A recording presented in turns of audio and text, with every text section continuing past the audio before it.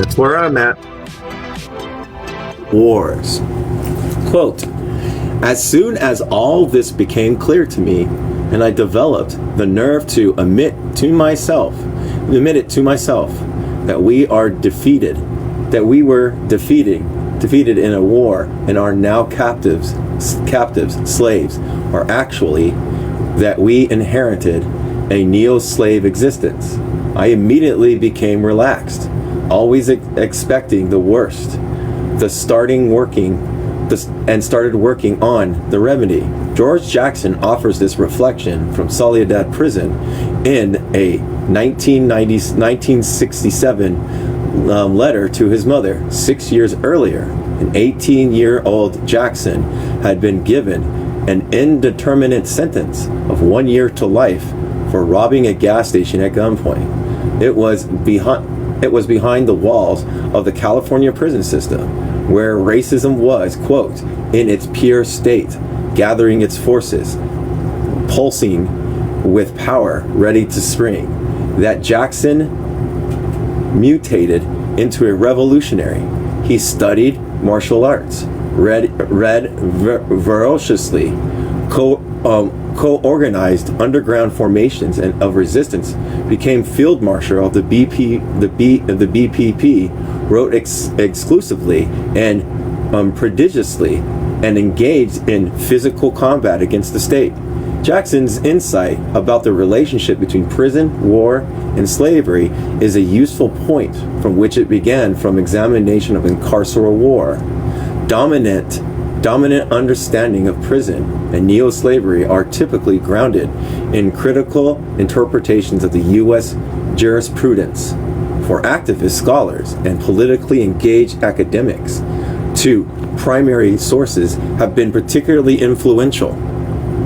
The exception clause of the 13th Amendment of the U.S. Constitution, which abolished slavery and involuntary servitude except as a punishment for a crime, and Ruffin versus Commonwealth in 1871, case in which the Virginia Supreme Court declared incarcerated people, quote, slaves of the state. I am sympathetic to neo-slavery arguments that cites these sources, particularly when slavery is understood as a violent relations of domination that often involves but does not require the exploitation of labor for profit. I myself was politicized through this mode of historical narration that compelled me to embrace abolition as the only ethical response to slavery.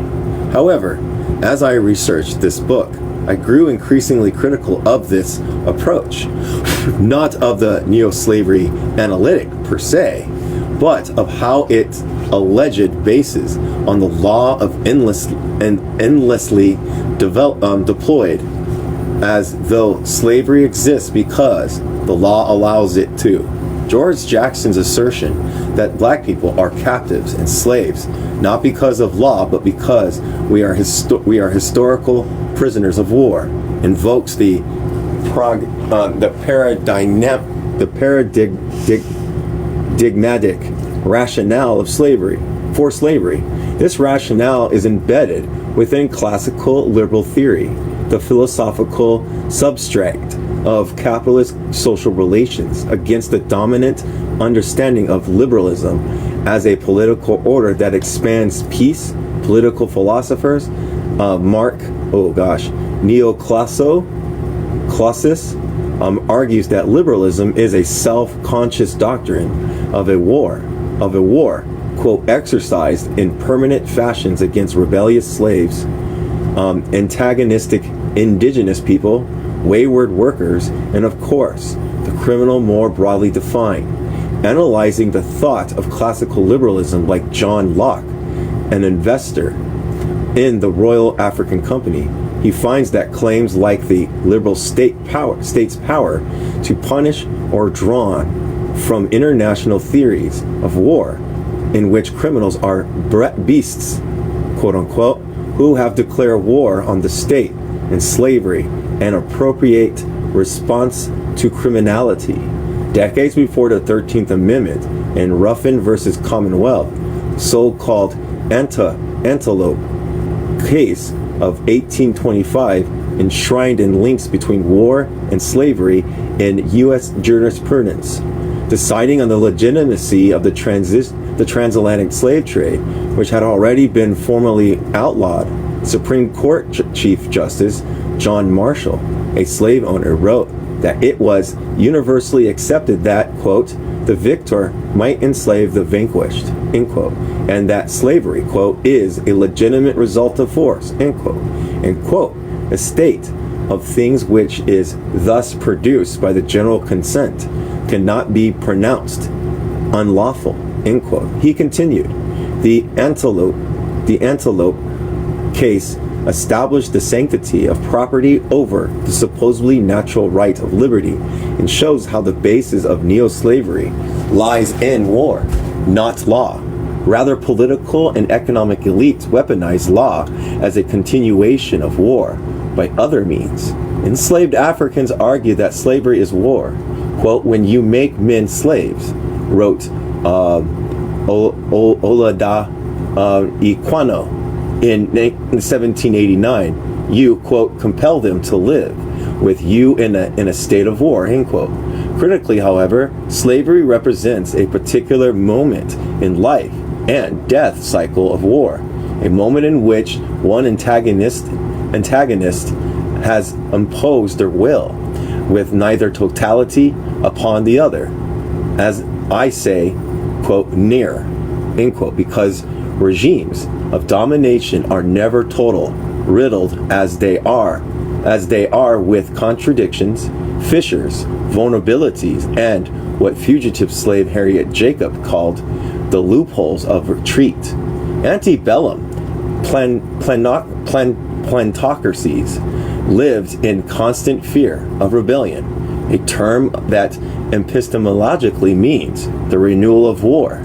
The rebel is to repudiate the master/slave relations and inaugurate new movements towards freedom, to create ruptures and breaches through which repressed ways of knowing and being overturn violently imposed boundaries. This is why throughout the Western Hemisphere, self-organized formations of black rebellion, maroon resistance, general strikes, slave insurrections, urban rebellions, prison revolts often take on an overtly martial character.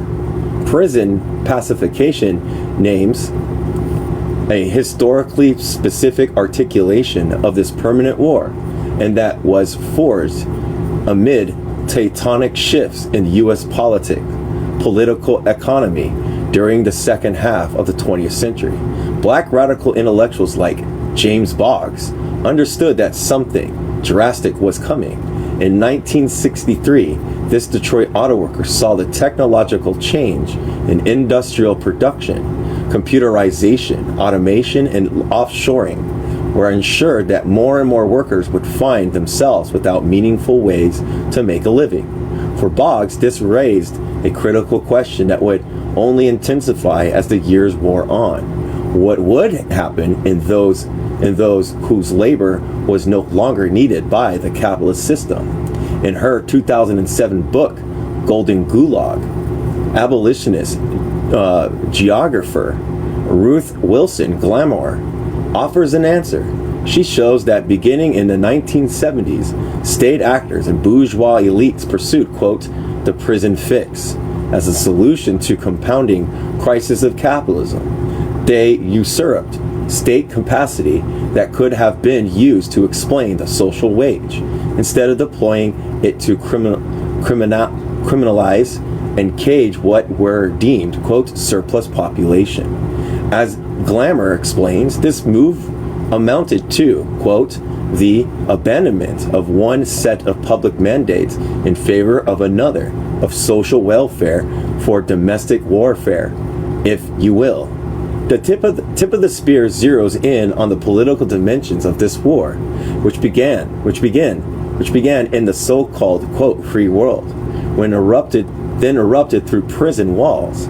In July of 1964, 4 months after the New York governor, Nelson Rockefeller, passed the nation's first, quote, stop and frisk law empowering police to question and detain anyone reasonably suspected of a crime, of criminalized activity. A rebellion erupted on the streets of Harlem and Brooklyn, sparked by a lethal act of racist police violence. It was among the first of hundreds of urban uprisings that shook U.S. cities between 1964 and 1972, inspired by the anti-colonial struggles sweeping Asia, Africa, Latin America, and the Caribbean. Black radicals in the United States sought to harness this energy into an organized force for overturning the status quo. In doing so, the framework of the civil rights was increasingly supplanted by revolutionary nationalism. The idea that black people and other radically oppressed groups in the United States constitutes domestic colonies, and that national liberation and socialist revolution were the correct path forward.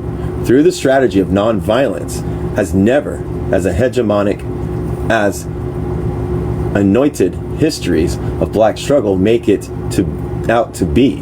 Revolutionary nationalist formation positions self-defense and armed struggle as center to their praxis.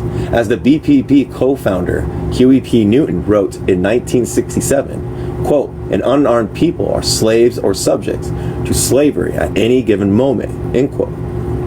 The constellation of repressive state agencies responded to these developments through counterinsurgency strategies developed in global laboratories of empire.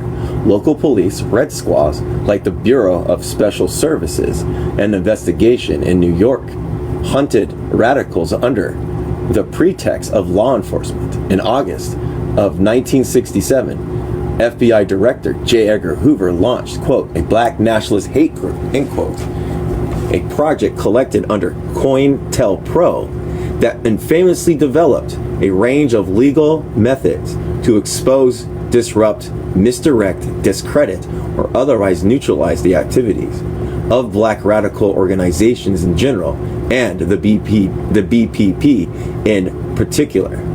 Later days, the CIA inaugurated Operation Chaos, a lesser-known initiative that aimed to sever links between social movements in the United States and those abroad.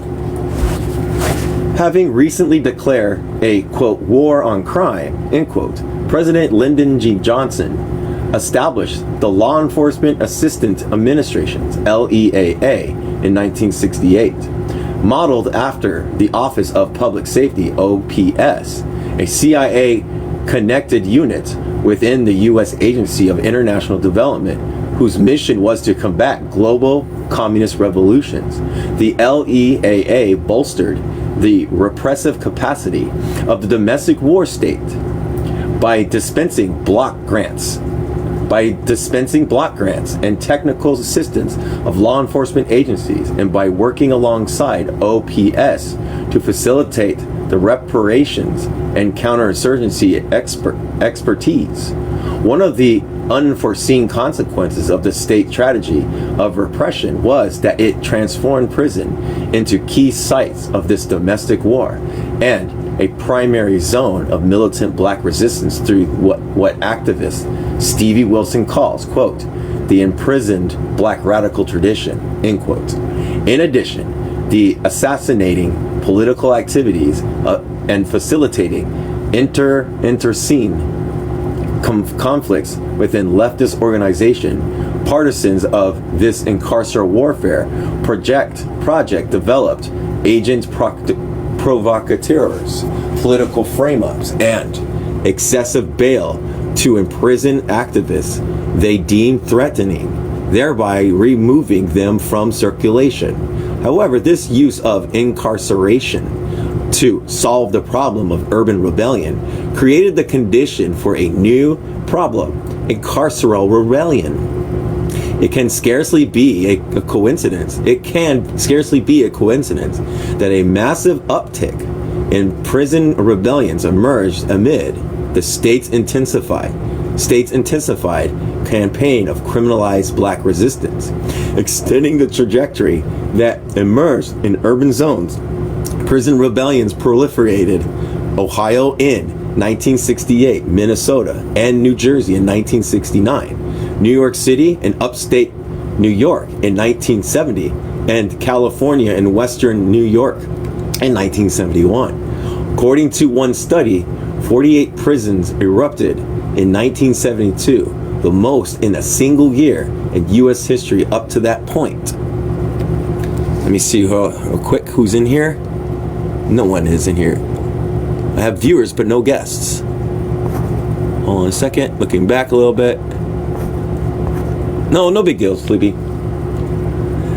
Compelled to update its riot control manual for the first time in more than a decade, the American Correctional Association, ACA, noted new developments in the form as well as the content of these new eruptions, regarding from them were increasingly contagious, an idea that mirrored the anxieties of the 70s and the 18th century plantocrats, that's plantation owners, who feared that if allowed to develop, slave resistance would spread, affecting otherwise orderly geographies.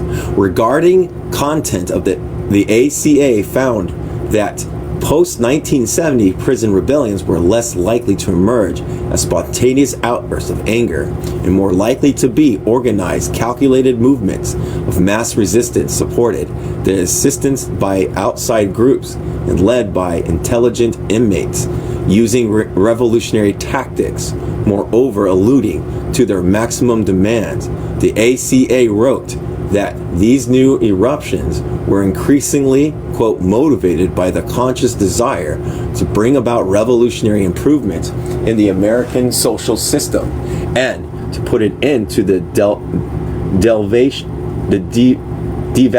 devaluation of certain elements of the population by those who are in positions of power.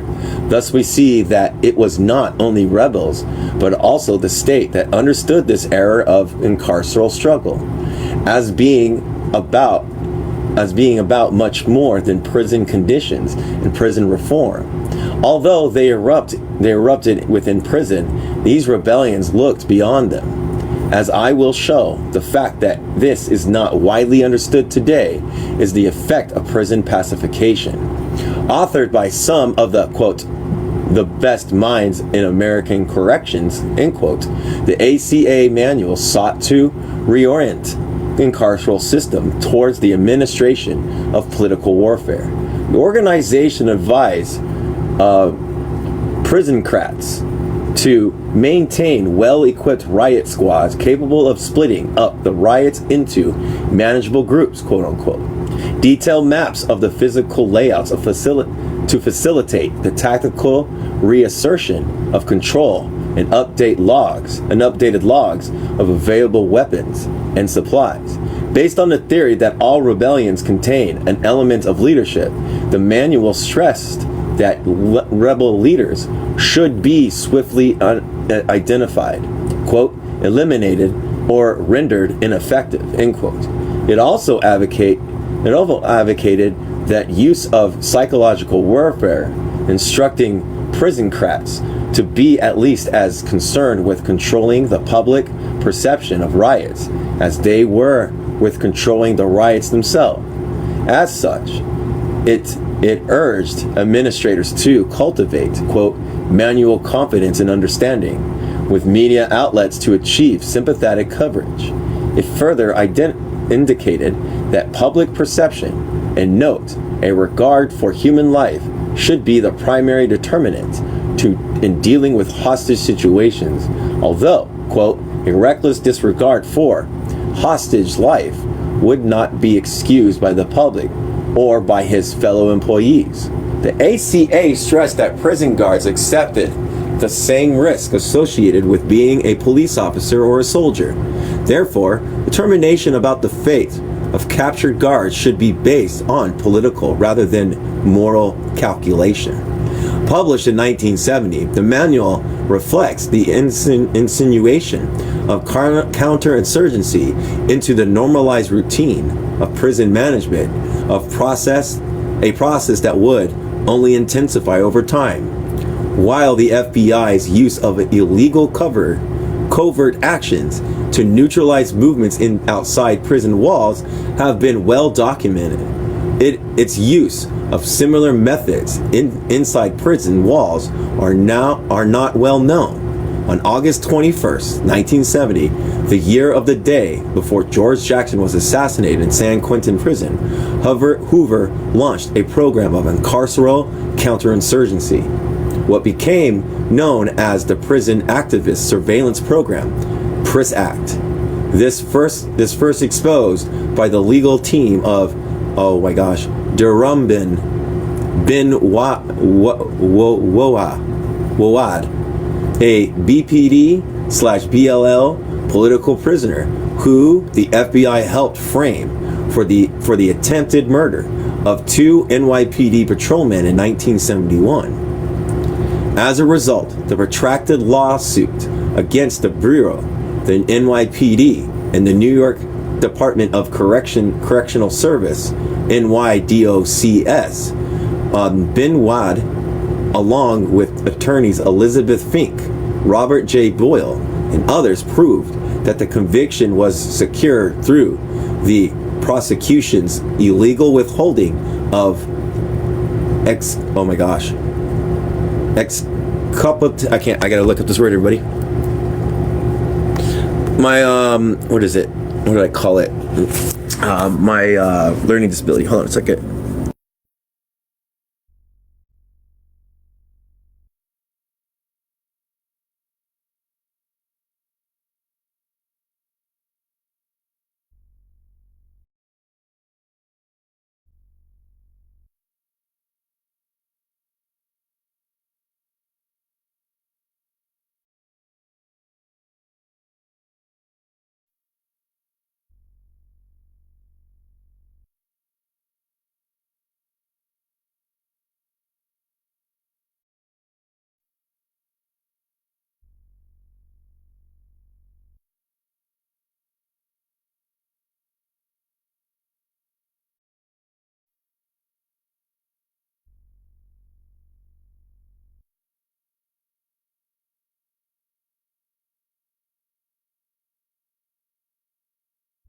My phone's messing up. It won't let me say that. It won't let me do exculpatory evidence. Exculpatory. It's EXCULPATORY. For some reason my phone won't let me like define it, and it won't like go to like let me like hear what it sounds like. It's fucking being weird again. Not only did this result in the reversal of Win Wada's conviction and his release from prison in 1990, it yielded more than 300,000 pages of documents pertaining to the clandestine government repression of domestic dissent, including the Bureau's targeting of those whom incarceration had failed to, quote, neutralize. After safeguarding these materials for decades, bin Wahad and Boyle entrusted me with several boxes from this massive archive. Since the rigorous study of war necessitates attention to both sides of the struggle, Tip of the Spear pulls exclusively from archives of white supremacy and repression, acquiring from the personal corrections of veterans like bin W.A. Wahad and others, as well as state repositories and Freedom of Information Act requests. These documents attest to a constantly mutating statecraft of counterinsurgency across prison walls, recognizing that the state seeks to criminalize and incarcerate black radical knowledge while stabilizing its own legitimacy. I analyze these hostile resources through the rebellious and disloyal imperative paradigm, just as the conduct of Revolutionary War demands mobility, flexibility, and creativity. So too does its historical interpretations. I therefore deploy carceral resources, surveillance files, official investigation, prison records, police reports, and mainstream journalists in varied ways depending on context. In some moments, I cite them to collaborate with people have told me of what people have told me. In others, I invoke them to impose silences, distortion, and redactions in narratives of domination, or to demystify the races of patriarchal logics for the permanent war machine. In any case, my stimulus reading of incarceral and black radical sources, a method I call archival war, generates epistemic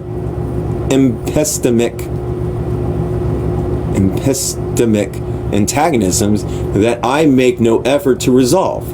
On the contrary, I underscore those antagonisms as evidence of a war that unfolds on the material, cognitive, narrative, and epistemological terrains. By expropriating evidence from the incarceral archives, I am able to eliminate prison pacification in the process of information, frantically reacting to the crises his FBI helped create. Hoover explains to the special agents in Albany that top priority should be given to what he termed black extremist activities in penal institutions, a term that discloses the structuring anti-blackness of this incarceral war. In a March 9th, 1971 memo, he wrote, quote, "There is no question that a definite link is being established between the extremely dangerous black extremist organizations such as the BPP and black extremist groups operating within the penal system of this country. Likewise, there is no doubt regarding the fact that the black extremists in our penal institutions are increasingly responsible for fomenting discourse within the penal system, excluding extortion, blackmail, rioting, and holding of hostages in furtherance of their revolutionary aims. It is imperative," Hoover stresses, "that agents, quote, develop sources of information among prison officials to each penal institution and ascertain, quote, the identity of all suspect black revolutionary extremists, as well as, quote, details regarding the revolutionary activities and the forming of black extremist groups similar to the BPP. Moreover, quote, arrangement should be made to advise in advance of the release of any revolutionary black extremist to enable the Bureau to, quote, open an investigation to follow his activities immediately after release. The operation of the state power and secrecy precluded us from obtaining proof of legal government activity. However, an abundance of evidence suggests FBI's involvement in assassinating, imprisoning revolutionaries, just as it does with their counterparts in the free world, quote unquote. Moreover, captive rebels have long argued that many who invaded physical assassinations were subject to technologies of, quote, living death, end quote, including experiments entitled The War on Black Revolutionary Minds. Chapter 6 discuss episodes that are often dismissed as conspiracy theories, for example, of radical paranoia. And yet this hesitancy to pursue seemingly outlandish or improbable claims has hindered our understanding of historical developments and the political dynamics in play. Many of the events explored throughout this book cannot be proven according to positivist standards of truth because powerful actors strove to conceal their action. Critically, coercion is not the only weapon in the arsenal of this incarceral war machine. Authors of counterinsurgency doctrine stresses the imperative of calibrating terror-inducing violence with solicitous reforms. The U.S. Army Counterinsurgency Field Manual notes that, quote, auxiliaries might be co-opted by economic and political forms, while frantic combatants will most likely have to be killed or captured. End quote. Measures designed. Hold on, what are you saying? I don't know too.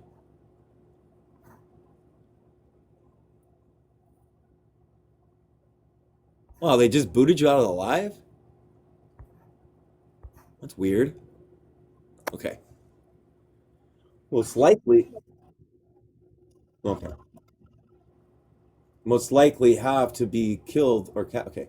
Measuring the designed and rectifying general grievance and increasing prosperity, deprive insurgents of issues that can be exploited to foment popular unrest, explains Frank Kingston, a British counterinsurgency expert whose low intensity operation, subversion, insurgency, and peacekeeping was central to the development of COINTELPRO and PRISAX. Quote, they, intelligent inmate leaders, can be neutralized to be considerable extent by promote management attention to widespread correctable grievances, notes the ACA. Tip of the spear engages with the repression and reforms as complementary tactics of war that facilitates what scholars have variously termed movement of absorption, movement capture, movement channeling, and the institutionalization of dissent. These terms describe the strategy of encapsulating the potentially disruptive claims, demands, and tactics of movements within liberal institutions, and the discourse which transforms them into routinized processes that legitimize rather than challenge established authority. Without an understanding of this critical aspect of counterinsurgency theory, the practice weaponized reforms will continue to thwart the development of revolutionary and abolitionist projects, as well as their analysis and historicization. In many cases, reform, a hallmark of liberalism, involves little more than the use of obfuscating language that aims to reshape the political and epistemological terrain of struggle. Operating in the context of anti-communist counterinsurgency at the height of the Cold War, expert propagandists Paul Lindbergh dubbed this nomenclature reform. In 1970, nearly 20 years after New York's incarceral system underwent with Ricardo De Leon, an imprisoned Black Panther, called a, oh my gosh, what is that? Euphemistic baptism? Euphemistic baptism, thank you. Prisons became correctional institutions, guards, correctional officers, wardens, superintendents, with similar rhetorical shifts occurring at the national level. These nomenclature reforms and enthusiastic baptisms were part of the broad strategy of psychological warfare, through which counterinsurgency and intellectuals aim to present a beginning public image of prisons without in any way altering their repressive and dehumanizing functions within the social order. Hold on a second. I want to see 29. Jeez, this is a long introduction. Oh, it's almost done. I was like, this is a long introduction. Okay. Readers will notice my obdurate, obdurate, what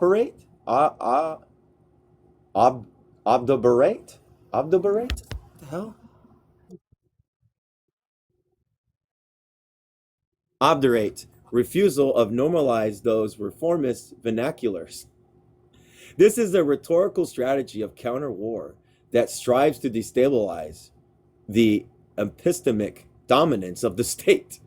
Interestingly, the event that brought Queen Mother Moore to Green Haven emerged out of this context of reformist counterinsurgency, introduced as a direct response to Attica prison-based communities. Day events were among the constellations of humanizing reforms that incorporated the revolt's minimum demands in order to pacify rebellion. After Attica, as I show in chapter 5, New York prisoncrats began opening their prisons to outsiders as a tactic of control. Although although publicly celebrated as a win for movements behind the walls, this tactic was essentially a bribe. It allowed prison authorities to dangle the opportunity for captives to commune with their loved ones and partake in these period periodic per, what periodic periodic these periodic bursts of gaiety gaiety gaiety. I have no idea what that means. As New York Times describes such events in exchange for their complacence with administratively defined standards of good behavior, that Moore entered this allegedly humanized space a, and nurtured a black militant consciousness that authorities sought to tame, demonstrate her political acuity, and illustrates a difficult to perceive psychological layers of this war. This multifaceted tactics of state repression index the dynamism of the movement they aim to contain, signified the extent of which the prison rebellions of the 1970s pose a material and symbolic treat of social order. This highly politicized, self-organized, anti-incarceral eruption demonstrates that the most dystopic institutions in U.S. society cannot contain a rising tide of collective striving for liberation. Moreover, national and international support for these movements signaled a widespread view of the state as legitimate, as lacking the authority to criminalize populations and banish them from the realm of rights, humanity, and civilization. By recasting the prison was war and tracing the collision of the long Attica revolt against the imperial technologies and pacification, Tip of the Spear provides the counter history of the contemporary carceral landscape. Readers will not be rewarded with a comforting resolution, nor will they find prescriptions for future actions. To seek any such prescription in an academic book is a fool's errand. That this text provides is an achieve and a theory-driven narration exposing a war that has been intentionally concealed. Although its graphic focus in New York State, it yields a wealth of new insights about Black radical politics and state repression that are global in scope and critical to understanding the current political movements.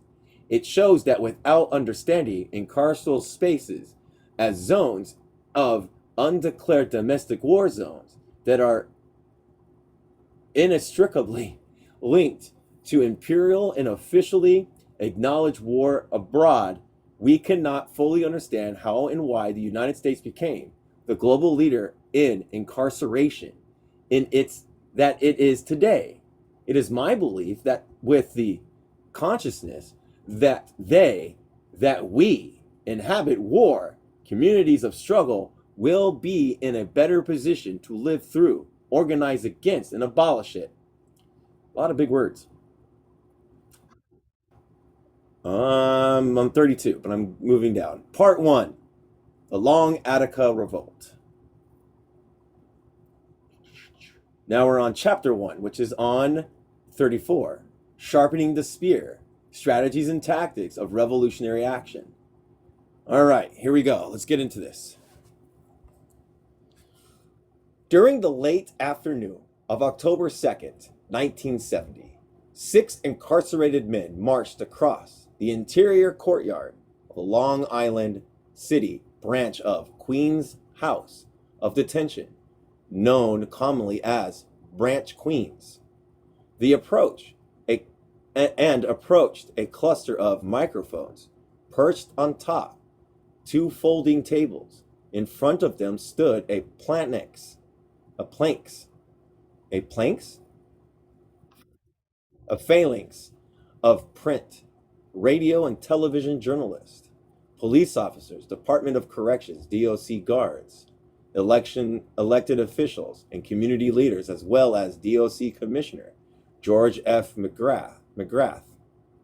Behind them, anonymous faces were visible through broken but still barred windows. What could not be seen were the 6 DOC guards who had been taken hostage and sequestered somewhere in the jail's interior. The jail's entire captive population, 335 human beings, had exploded in rebellion the previous day. Over the next several hours, captives in 4 more New York City jails would rebel, and in ensuing months, an anti-incarceral revolt would traverse the Empire State. Recording by CBS TV, the public statement of Victor Martinez, an elected rebel spokesman, demystified the political stakes of this unfolding struggle. Martinez, a member of the Young Lords Party, YLP, situated this militant collective action within the tongue d'oeil of resistance to radical colonial violence. Quote, "This system has oppressed us for the last 400 years, and we're here to put a stop to it," end quote. He proclaimed, his voice quivering with rage. Martinez's analysis contradicted that the DOC officials, who preferred to frame the, quote, disorder as a reaction to jail conditions, especially overcrowding, while the brutal density of the environment, the fact that human beings were packed 2, 3, and sometimes 4 to a cage designed for one, no doubt stoked their discontent. Martinez and others understood themselves to be engaged in a struggle that exceeded the spatial boundaries of a given institution and the temporal confines of the historical presence. They conceptualized their captivity as only the latest iteration of a regime that had ensnared colonized peoples for centuries. By relocating the rebellion's historical point of origins from jail conditions to violence at the core of Western modernity. Martinez constructed the rebels as legitimate political actors, indeed as anti-colonial revolutionaries who had taken bold and necessary steps to halt the transgenerational onslaught. In what follows, I trace the rise and fall of the New York City jail rebellion, the opening chapter of the long Attica revolt. I explore how figures like Martinez and many others, their revolt's organic intellectuals, elected spokesmen, and high-end and hidden engineers, labored to steer the collective rage of the wretched in a revolutionary direction. I analyzed their public-facing demands, while ultimately looking beyond them towards the internal dynamics of their insurgent organization process of self-governance and anti-carceral strategy. I know, I couldn't say it. I also explore how the rebels and the state negotiated the roles of violence in achieving their objectives. As I have already argued, quote, "tip of the spear," end quote, is a military idiom for that which creates a breach in the enemy's defense, forced behind enemy lines, behind walls erected to preserve the existence, social order, incarcerated people, poses a latent insurgent potential, detailing a process I call, quote, "sharpening the spear." This chapter shows how jail captives began to pull themselves together, honing their capacity to act as a unit, preparing themselves to strategically engage in a war that had surrounded them and saturated their very being, making their tactical victories legible. Okay, I show how these besieged populations managed to exert political leverage from within one of the most repressive institutions in U.S. society, succeeding the radicalizing population of both sides of the walls, and integrated their paradigm of revolutionary struggle that intensified over time. Dispatch from the Tombs. The August 11th, 1970 edition of the New York Times featured a list of demands authored by the Manhattan House of Detention, an infamous jail popularly known as the Tombs. Oh, I gotta do a puzzle. I did it! The carefully worded statement assailed the city courts from allowing legions of the poor to languish in decrepit cages for months without trials and for ignoring their rights and petitions seeking legal redress. It accused the Legal Aid Society, a non-profit organization charged with defending them, of encouraging the accused to attempt plea deals that railroaded them to prison. The authors framed the judiciary as a rationalized instrument of violence, from which, quote, we cannot receive any justice and can only suffer threat, coercion, and intimidation distinguished as law and justice, end quote. Their dispatch denounced jail conditions, moldy food, lack of clothing, restricted access to law books, overcrowding, infestation of lice, roaches, mice, and rats. They accused their keepers of subjecting them, and especially the black people and Puerto Ricans, to I can't say a word, incessant physical violence. It was common practice, they wrote, for the guards to, quote, beat defenseless inmates into unconsciousness, often injuring them for life, physically and mentally, or both, demanding the immediate cessation of this system of brutality and dehumanization and justice.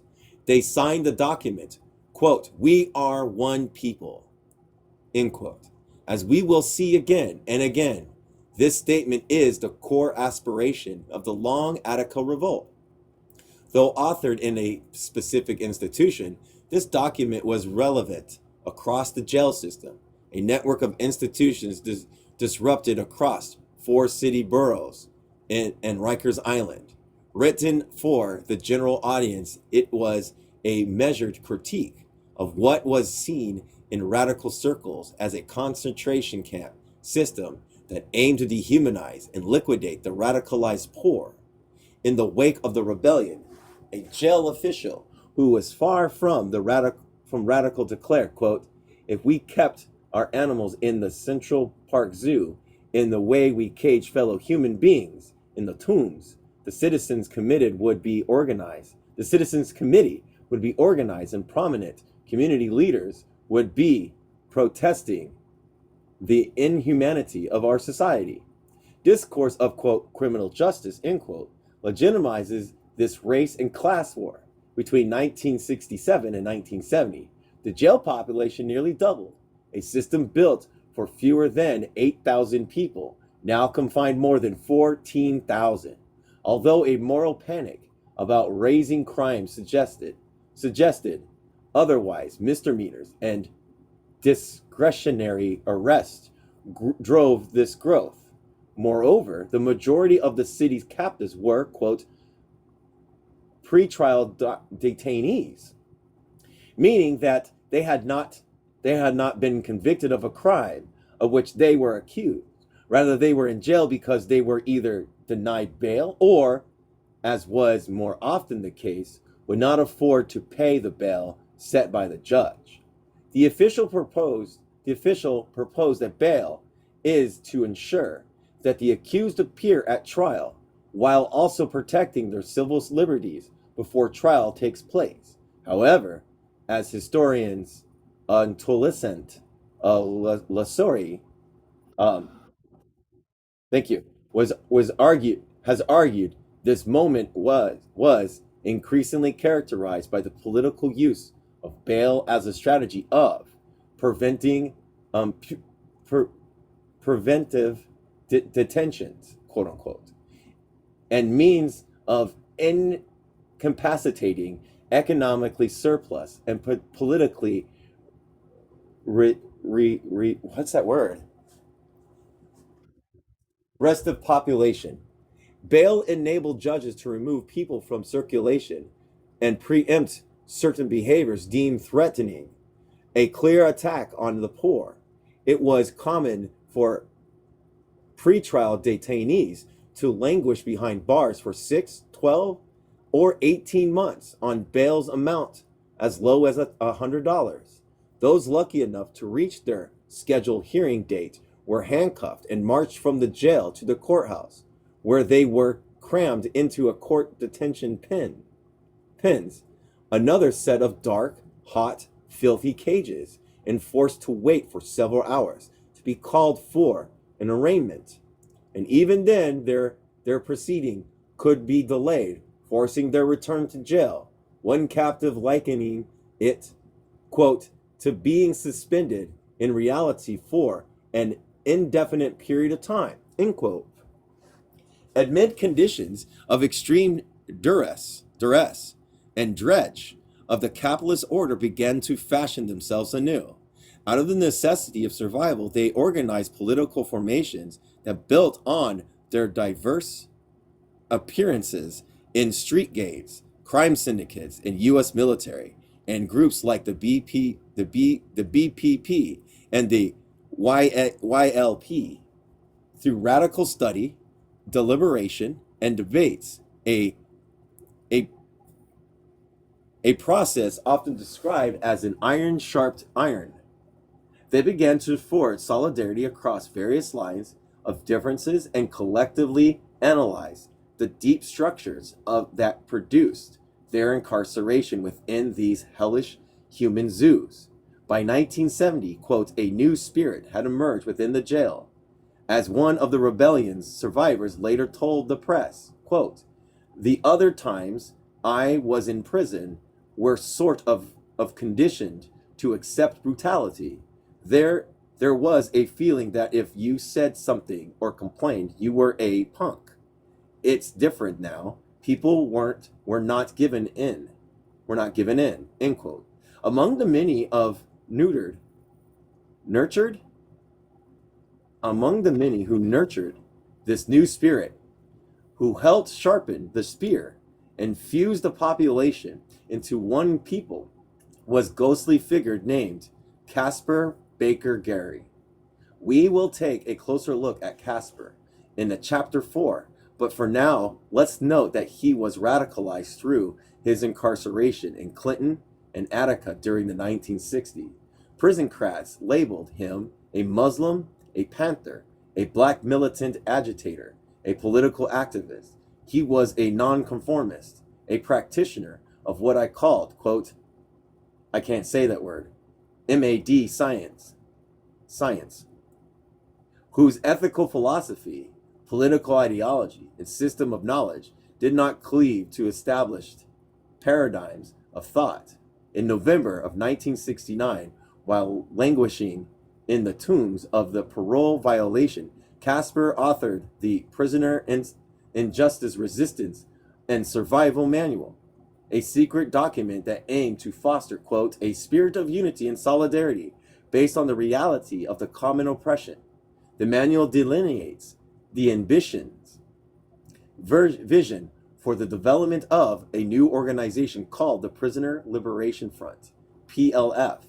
Caspar's imaged the PLF as a disciplined formation capable of coordinating political activities among the people, held captive across city jails and state prisons, as well as hospitals, where rebellions were also emerging, and, quote, all other institutions in which any person is made to unwillingly remain. As per the manual, each incarceral site would develop its own PLF chapter. Each chapter would be divided into branches, which in turn would be further subdivided into sections. Sections were to were were to consist of quote two or more prisoners residing in the same side, tier, or dorm, and shall be named after the institution in which it functions, as for instance, Tombs Prison Liberation Front, 8th floor, Seaside section. The organization would be administered by officer tasked with clearly defined roles pertaining to political education, intelligence gathering, communications, propaganda, healthcare, finance, and security. Casper laid out the expectations of each role with malicious intention to detail, meticulous attention to detail. Sorry. For example, the information officer was expected to, quote, keep in secret codes essential records for the section and for the transmission elsewhere, will be responsible for the obtaining of new items, articles, and essays for publications in the newspaper, will also concern himself with obtaining and circulating revolutionary literature, the development of autonomous capacities for acquiring, preserving, and transmitting knowledge are indispensable to the conduct of revolutionary warfare. And, as I will show in the second part of this book, these capacities were seen as especially threatening to the state. PLF members was to be extended to those who took an oath, swearing to support the ideas contained in the manual. This is a highly significant, as oath-taking has been a core feature of surgent movements across a range of contexts. Oaths figured prominently in the conduct of Maroon resistance of the 17th century, the French Revolution of the 18th century, and so-called Mau Mau emergency of the 20th century, and in the far-right Oathkeeper movement of our contemporary movement. Oaths signify this consecration of an individual's loyalty to a collective and their activity withdrawal to support for opposing forces. By introducing this oath-taking process into the prison, Casper sought to force captives to formally declare which side of the war they were on, and to constantly demonstrate that commitment. PLF members were enjoined to always greet each other with, quote, the clenched fist salute, while declaring, quote, all power to the people. Casper was transferred to state prison before the Tombs erupted in rebellion, but not before his idea left their mark on the population. Not only would the PLF chapter later emerge throughout the state prison system, but 6 months later, Victor Martinez helped organize a similar named organization that performed many of the functions set forth in Casper Manual. As Martinez told the Black Panther, the Inmates Liberation Front, ILF, began as a committee of 2 people, which grew to 4 and then kept multiplying until we were able to organize the complete 9th floor. ILF branches spread to other floors and eventually to the world outside of the walls. Therefore, they incorporated into the YLP. Tombs ILF members facilitated study groups under the guise of playing innocuous card games. I hope I did that one right. They also thank you. They also established and sur, sur I can't say this word. Sur, surreptitiously articulated in handwritten newspaper called the Inmates Forum, which had an estimated circulation of 200 at its peak. While the relationship between the PLF and the ILF is unclear, what is clear is that on the eve of the jail rebellion, captives increasingly saw themselves as political agents capable of transforming their material conditions and the broader world. Though it began with these furtive, I can't, Fortiv. I'm gonna look it up. Hopefully this time it'll let me fucking look it up.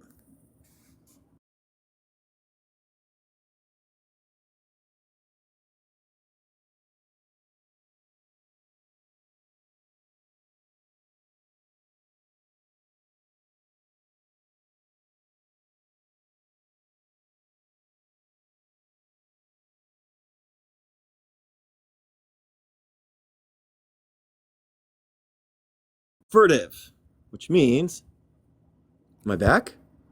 Where's my thing? Yeah, but my thing disappeared. The fuck? Not there for me. Not there for me. What the fuck? TikTok, you suck. Like, do you see me changing it?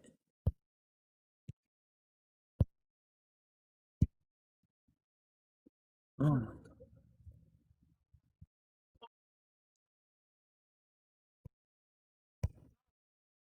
Oh my god, can you do something with the fucking thing? God damn it.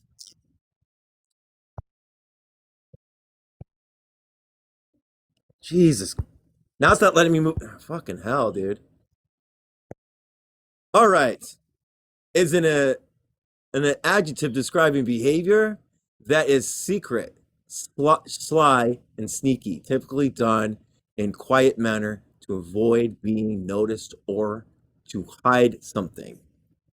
Finally, Jesus Christ, TikTok. There we go. Back to the tip of the spear. Come on. There we go. All right, now I got to open my thing again. And I already forgot how to say it, but we already know it. Fortive processes of sharpening the spear and the Long Attica Revolt announced itself to the world in August 10th, 1970. On that day, Tombs captives on the ILLF stronghold of the ninth floor captured 5 hostages and demand an audience with the authorities. Hours later, Commissioner McGrath entered the jail and participated in what a mayoral aided called a quote long, loud, and angry face-to-face meeting with Victor Martinez and others, including Hubert X. Blyden, who would later be elected as a spokesman in Attica after extracting promises that DOC would not retaliate and that the captives' long ignored grievances would be published by the elite press. The rebels released their hostages unharmed. A writer for the Black Panther recognized that although their most legible demands were for rights, their tactics signify a much deeper demand. Quote, finally, the accumulated frustration, desperation, and rage of the prisoners was transferred into a flaming determination to better their plight by taking the only form of action that the pigs of the power structure related to, revolutionary action. The grievances appear in the New York Times the following morning as it was punctuated punctuate their punctuate their urgency that afternoon captives confined to this psychiatric unit on the fourth floor accosted 3 guards by leaping on them from the catwalk 12 feet above. Rebellion then spread to the fifth, seventh, and eighth floors until more than 800 rebels were in control of most of the facility. They swarmed throughout the jail, assaulting the physical expression of their degradation, degradation, degradation. They set fire to bedding, destroyed their medical records, smashed windows, and threw handwritten messages, burning trash and dead rats into the downtown Manhattan streets. After reiterating their demands, they again released their hostages unharmed. These actions were demonstrations of the captives' capacity to inflict what Huey P. Newton called a political consequence. They were warnings. There were warnings about what was to come if the minimum demands for ameliorating jail conditions were not addressed. Although they no longer held leverage over the lives of hostages, the rebels remained in control of portions of the tombs. For 10 more days during this period of limited self-rule, they continued to sharpen the spear, discussing ways of exercising power despite their physical incapacitation. One idea involved taking their case before the United Nations, where the captives would argue their conditions violate the Geneva Convention relative to the treatment of prisoners of war, a statement of the treatment of criminal offenders, and the provision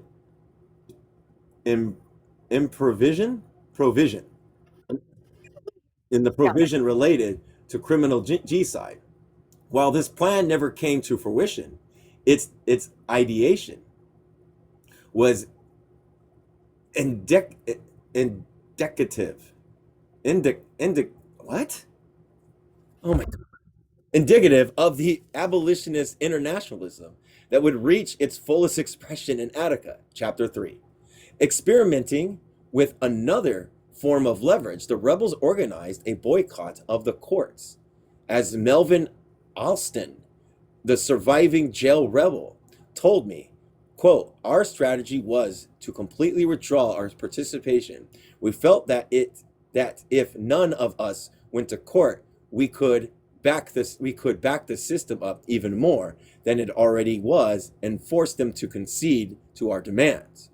The move received courage in the elite press, with the New York Times reporting on August 17th, only 94 out of the 190 detainees scheduled for hearings appeared in court. The action was spread across the Eastern River to Branch, Queens, which had even lower court turnouts, with only 13 out of 100 people on the schedule appeared before a judge.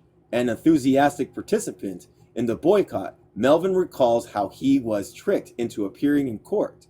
He was told his parents had come to see him, but when he arrived at what he thought was a visiting area, he was greeted by judges who similarly sentenced him to 10 years in prison. From there, he was loaded into a bus and shipped upstate. Damn. The Open Slavo of the Long Attica Revolt concluded on August 20th, when 80 state agents stormed the tombs and violently reasserted control. Commissioner McGarth then authorized a mass transfer, of which 2/3 of the tomb's population, including Martinez, were transferred to Branch, Queens. He later cited the fact that captives were no longer forced to sleep in the hallways and on floors as evidence that his administration was following through on its promise to improve conditions. However, a captive named Curtis Brown saw things differently. For Brown, who would play a key role in the rebellion's next phase, DOC didn't solve the problem. Quote, what they did was transfer the problem from the tombs to the queens. Turnabout days. Hold on a second. Let's remember this. 41. Let's remember 41. Page 41. Because we got 20 minutes. So I want to see where this goes. Page 41, right? 41. 41. 41. 41. Let's see if I can make it to 46. All right? 41. I'm going to try to make it to 46, everybody. Turnabout days. Turnabout days.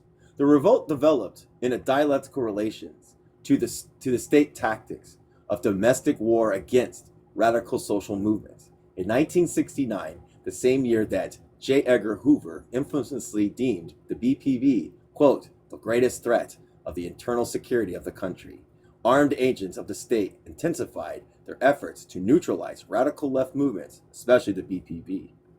One study calculated that by year's end, 749 Panthers were arrested and jailed, 24 were killed by police, and scores more were injured. As planned, this strategy deprived the party of of some of its most dedicated members. However, the incarcerated target of COINTELPRO repression continued to organize behind the walls, fueling the anti-incarceral rebellion.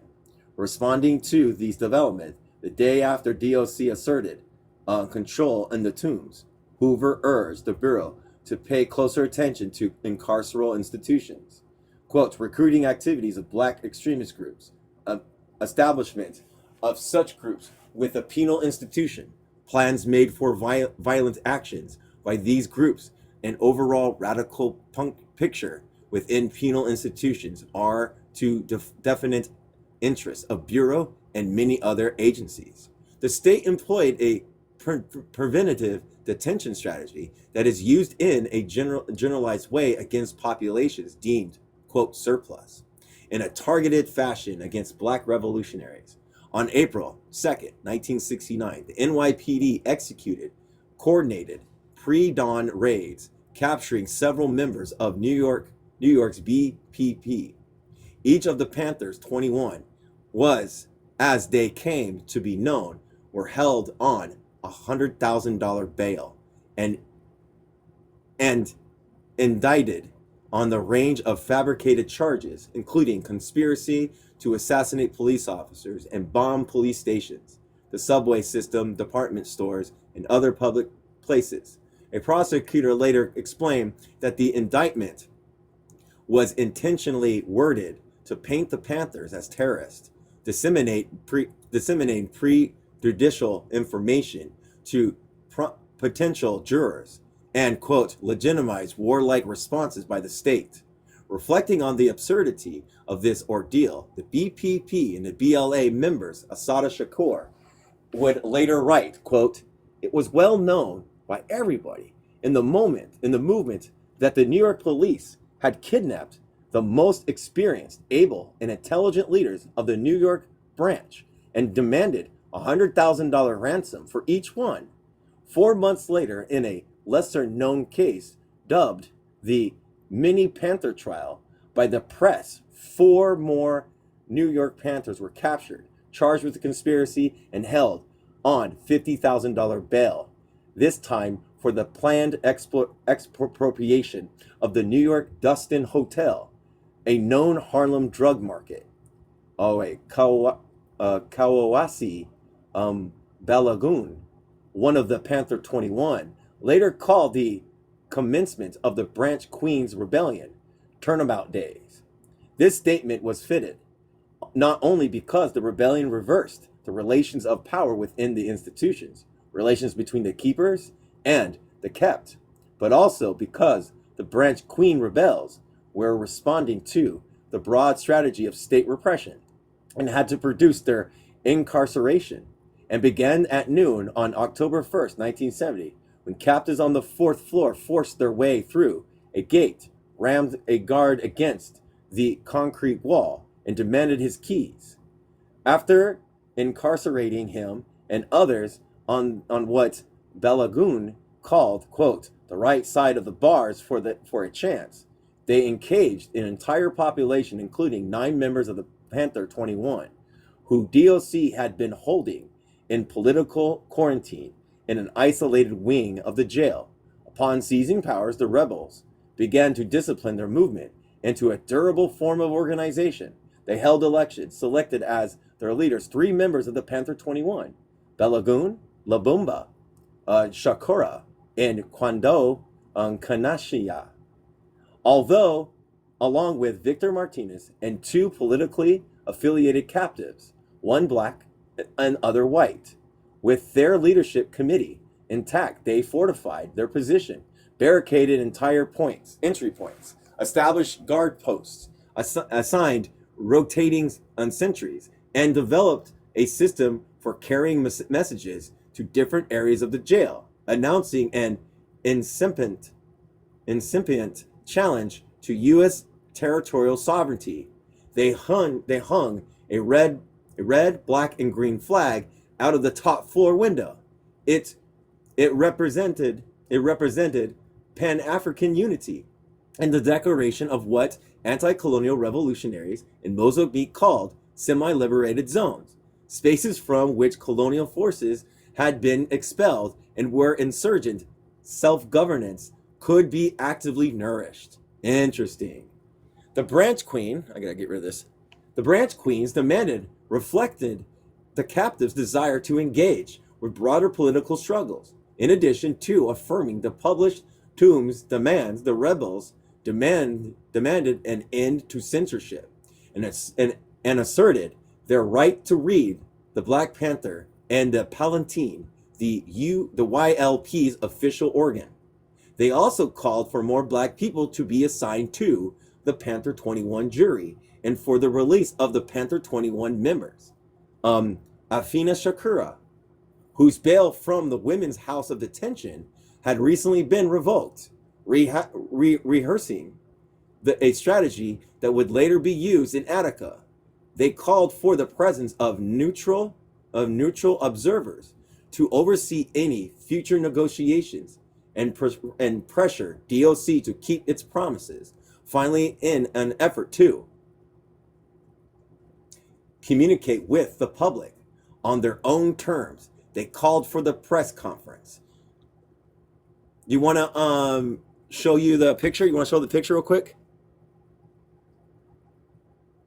Are you able to? If you're not, it's fine too. It's fine. No worries. No worries. It's fine. No worries. It's fine. No worries. No worries. These demands reflected a key tension within the long Attica revolt, a coexisting and, oh my gosh, ameliorative. I don't know how to say that word. Gotta look it up. We're gonna look it up.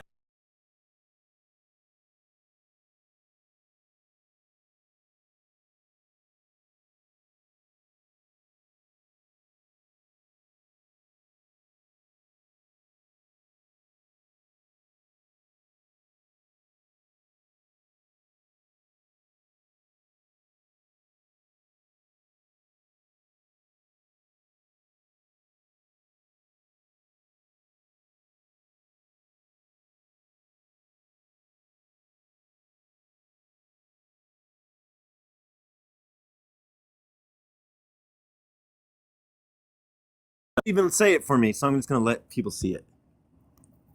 I wish my phone changed all of a sudden to something different. It's annoying. And that's not it either. What the fuck? Hold on, everybody.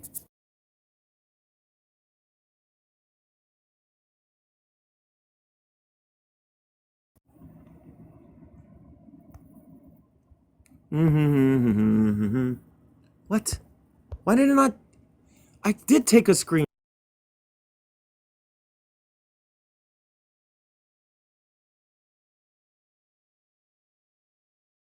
Well, it means to make something better to improve.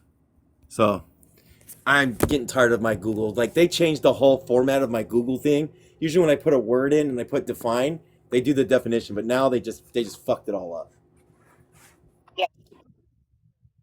All right. And the revolutionary yearnings. These often contradictory ambitions were evident in Martinez' remarks, his appeal to liberal democratic values at one moment, and his transgression of those values at another. He stressed that demand for basic rights for dignity, respect, and justice, then invoked an irrational utopian aspiration. This is not a protest. This is not a riot. This is a whole thing, he explained. We are going to create a paradise out of this hell. The rebellion was at once a struggle for recognition within the existing social order, a struggle to upend that order, drawing a distinction between this rebellion and the one back in August, where hostages were released soon after they were captured. Martinez let it be known that he and his comrades were prepared to make ultimate sacrifices. Quote, we are ready to die and kill until you pigs give us back our rights. Okay, good. In Minecraft. The press conference marked a turning point in the rebellion. As it was taking place, captives in the tomb seized hostages for the third time in many months. Curtis Brown later explained that upon catching live new coverage of the Branch Queen rebellions, captives in the tombs decided to expand the struggle to a second site. As they were in transit on the 11th floor, a small group sprang out of line, split into two formations, and seized physical control of the guards. Ricardo Delone explained to the Village Voice, quote, "The actual takeover was executed perfectly, like clockwork. It was a complete surprise, a classic guerrilla operation," end quote. Delone was a Vietnam veteran and a defendant in the Mini Panther trial. He and Brown were elected to a revolutionary committee, and following the lead of their counterparts in Manhattan, they captured hostages, erected defensive fortifications, and affirmed the minimal demands. Later that night, captives in another jail, the Queen's House of Detention at Kew Gardens, QHD, opened a third front of struggle. At 9 p.m., the torrent of enraged humanity sabotaged state property, set several fires, and tore through the tiers. Though they took no hostages, roughly 900 rebels seized six of the jail's eight floors. The New York Times described the situation as, quote, "one of the most serious crises in the history of the city prisons. More than 1,400 inmates in their three jails were in command of scores of cell blocks and were holding a total of 23 hostages, including 3 guard captains, 14 guards, and 6 civilian employees." And the crisis continued to deepen. On October 3rd, nearly 1,500 rebels in Brooklyn House Detention, BHD, seized 3 more hostages and gained control of 7 out of the institution's 9 floors. The American Correctional Association warned about the dangers of contagious rebellions had come to fruition. Although they had declared themselves one people, this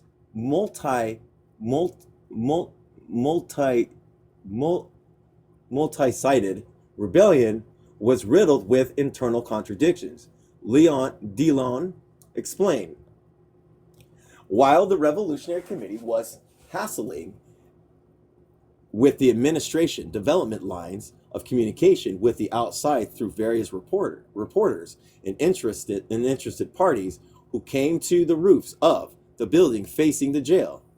Disruptive elements emerged from within. All the divisive influence began to make themselves manifest. Quarrels and fights were developing in the ranks about the unintelligent things: food, cigarettes, candy, and pills. Some of the committee members were on ego trips. The pills heads were running around creating confusion, fighting. Ethnic animosity between black people and Puerto Ricans was smoldering, fanning by ignorance and fear of the oppressor, between dealing with pigs and trying to maintain the united front.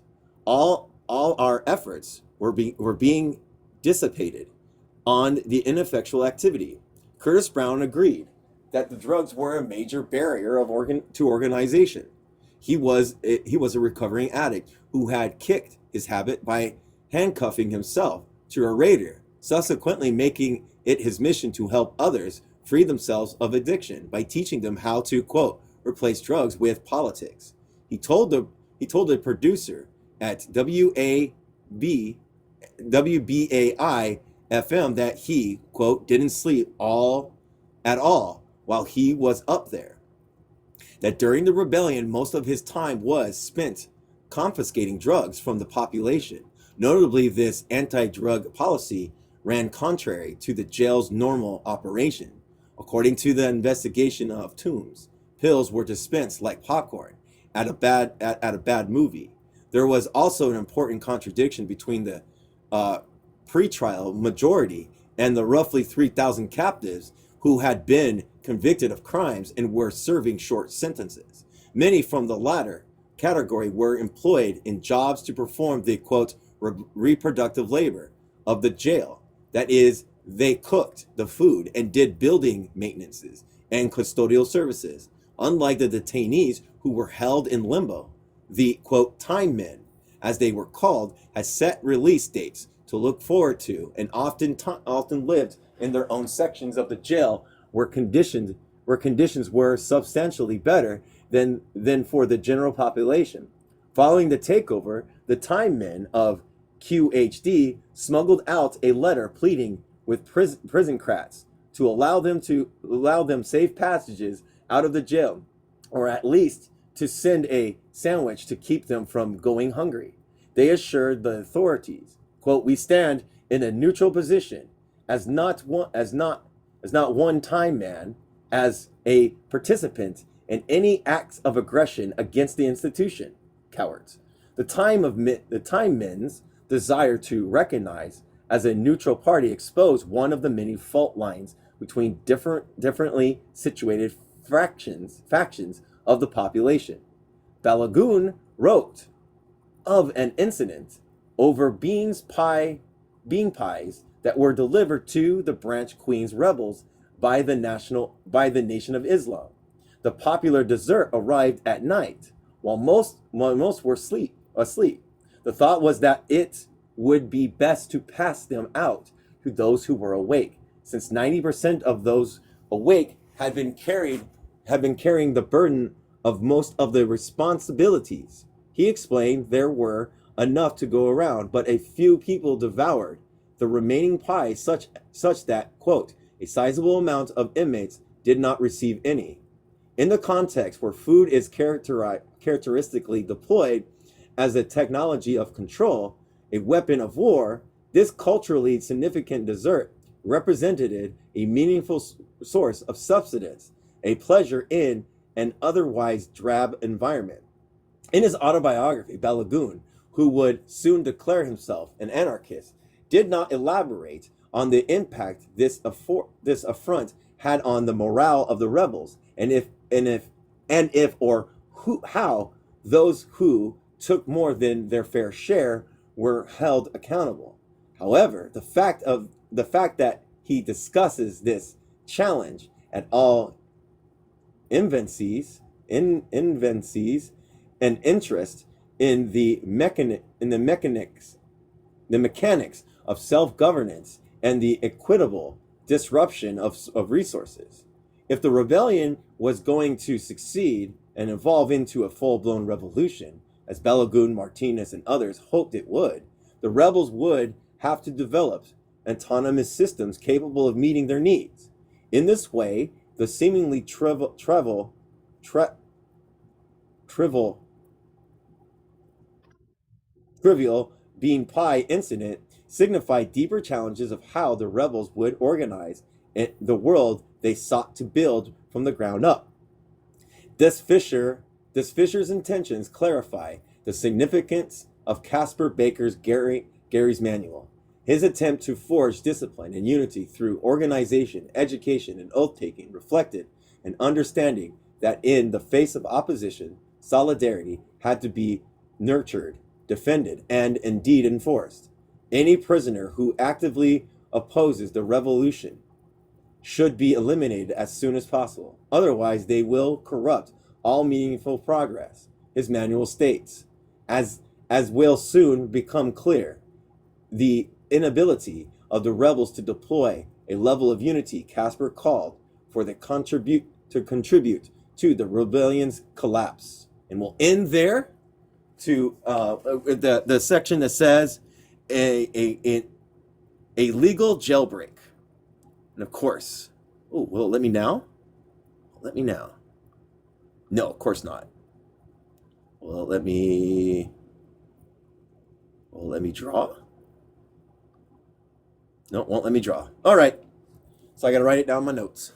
All right. Who do we got in the box here? We have a. All right. So, any thoughts? Anybody want to talk about what we just read? Go ahead. Oh, Dooley's coming up too.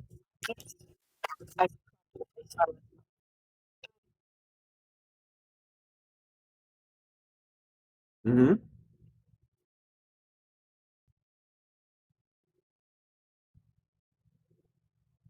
Right. I like how he I like how he still pointed out internal contradictions. It goes to show you that everything does have internal contradictions. It's how you deal with those internal contradictions that makes or breaks you, is what I'm getting. So I like how they did that, and I like how they were organized and everything. So that was amazing. Organization to actually teach and make the political struggle more of a reality for them, and to focus all their energy into a revolutionary potential. I like that. Yeah, I like that, and I also like how they talked about how the internal contradictions were functioning, and the how the circumstances changed the value of something, such as a bean pie, and making it more of a more of a Yeah. important thing just for like something that would be considered trivial elsewhere. Yeah. It goes to show you that like even through a revolutionary process is is a discipline needs to be a needs to be upheld. You know what I mean? And I like that. They talk about the tip of the spear, and usually the tip of the spear is the ones that are in the front lines that actually, like do the physicalness, you know what I mean? And directed by the masses to for the tip of the spear. So like, you know what I mean? So this is very good. This is a good analogy too about how things should happen. You know what I mean? Anybody else have any else more things to say? Joe, would you like to say anything else? Dooley, anything else before we close down? Yeah, no, I just wanted to say how I liked how it pointed out how the value changed based on the Mm-hmm. material conditions. Means that material conditions do change, either either slowly or drastically. In this case, it was changed drastically, and we have to be ever observing to different conditions that produce different types of material conditions. So we have to be ever observant of those things. Like you said, the moon pie changed the material conditions, changed the responsibilities, the mindset of those things. So yeah, we have to be ever looking at those, and when we see those contradictions, we have to be ever pursuing of those contradictions to solve the contradictions to suit the needs of the masses. Yeah, awesome. Anything else? Anybody else has anything to say? Anybody in the comments? Okay. All right. Well, I appreciate you guys coming up and listening, and I'll talk to you tomorrow.